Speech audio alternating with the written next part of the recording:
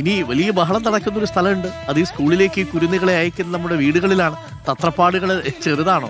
സ്കൂളുകളിലേക്ക് പോകാനൊരുങ്ങുന്ന കൂട്ടുകാരുടെ വീട്ടിലൊക്കെ വലിയ തിരക്കിലാകും. കോഴിക്കോട് മറിയം ഇമാന്റെയും ഫാത്തിന അഹമ്മദിന്റെയും വീട്ടിൽ നിന്ന് ഞങ്ങളുടെ പ്രതിനിധി ഷഹദ് റഹ്മാൻ ചേരുന്നുണ്ട്. ME സെൻട്രൽ സ്കൂൾ വിദ്യാർത്ഥികളാണ് ഇരുവരും. Shahad, good morning Shahad. വീട്ടിലാണ് യഥാർത്ഥത്തിൽ രാവിലെ ഒരു യുദ്ധമൊക്കെ ആയിരിക്കും നടക്കുക. ഇപ്പോൾ സമയം 7:25, കൃത്യം 9:30 ആകുമ്പോഴേക്കും സ്കൂളിന്റെ പടി കടത്തി വിടണം. പ്രവേശനോത്സവമുള്ള സ്കൂളിലാണെങ്കിൽ കുറച്ചുകൂടി നേരത്തെ എത്തണം. കലാകാരന്മാരുള്ള വീടുകളാണെങ്കിൽ കുറച്ചുകൂടി നേരത്തെ എത്തണം. ഇപ്പോൾ രാവിലെ തന്നെ എണീപ്പിച്ച് പിള്ളേർക്ക് ഭക്ഷണമൊക്കെ കൊടുത്ത് ഡ്രസ്സൊക്കെ ചെയ്ത് പുത്തൻ ഉടുപ്പൊക്കെ ഇട്ട് ഇപ്പിച്ച് വിടണം. രാവിലെ എങ്ങനെയാണ് ഷഹദ് നിൽക്കുന്ന വീട്ടിലെ അവസ്ഥ? കുട്ടികളൊക്കെ റെഡിയായോ? രക്ഷിതാക്കൾ ഓട്ടത്തിലാണോ?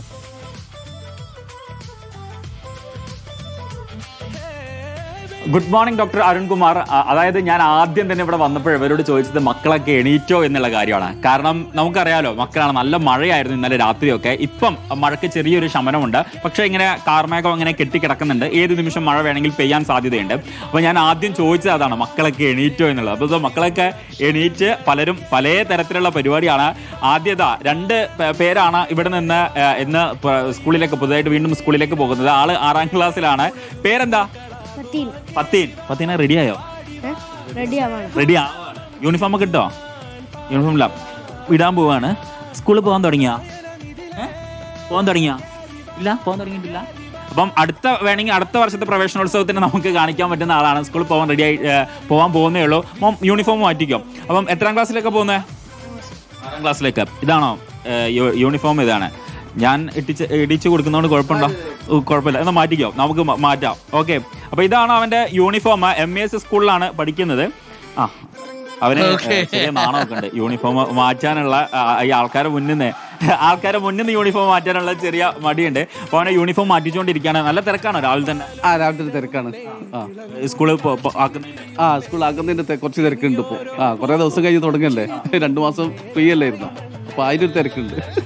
നമ്മൾ അപ്പുറത്ത് വേറെ ചെറിയൊരു കാഴ്ചയുണ്ട്. കാരണം മറിയം ഇതിനോടകം തന്നെ കുളിച്ച് മാറ്റി റെഡി ആയിട്ടുണ്ട്. അപ്പം ഇനി പോകാനുള്ള തയ്യാറെടുപ്പിലാണ്. പുസ്തകമൊക്കെ റെഡിയാക്കുന്നുണ്ട്. പുതിയ പുസ്തകമുണ്ട്. ഒപ്പം തന്നെ മുടിയൊക്കെ വാരി റെഡി, സുന്ദരി കുട്ടിയാവാണ്. എത്രാം ക്ലാസ്സിലേക്ക് ഇത്തവണ പോകുന്നേ? ഗ്രേഡ് 2. ഏത് സ്കൂൾ? ഓക്കെ. അപ്പം ഇഷ്ടമാണോ സ്കൂളിൽ പോകാൻ, അതോ വീട്ടിലിരിക്കാനാണോ കൂടുതൽ ഇഷ്ടം? സ്കൂളിൽ പോകാനാണോ ഇഷ്ടം? എന്താ സ്കൂളിൽ പോകാൻ അത്ര ഇഷ്ടം? ഓക്കെ. ഫ്രണ്ട്സിനൊക്കെ കാണാൻ പറ്റുന്നേ. ഞങ്ങൾക്ക് വേണ്ടിട്ട് ഒരു പാട്ട് പാടിത്തരോ?